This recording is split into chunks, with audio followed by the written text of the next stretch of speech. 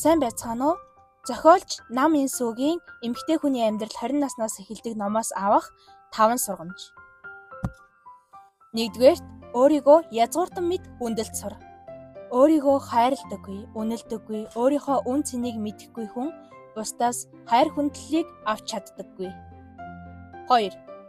Зорилго хүнийг бий болгоно. 20 нас бол мөрөөддөг нас биш, өөрийн зорилгоо тодорхойлох нас юм. 3. Өөдрөг үзэл дэлхийн бөмбөрцгийг ч өргөж дийлдэг. Ямар ч асуудлын сайн талыг нь харж, эргээр бодож, сэтгэлээр унсан ч буцаж босох хүчтэй байна гэдг нь амжилтанд хүрэх хамгийн гол хөшүүрэг юм. 4. Өөртөө хөрөнгө оруулалт хийхээс битгий хармал. Үнэтэй сургалтанд суух, ном сурах бичиг авах, өөрийн үс, арьсанд анхаарах, өөрийн стил имижийг бүрдүүлэх гээд ирээдүйд ямар хүн болохыг хүсэж байна, түүнийгээ бий болго. 5.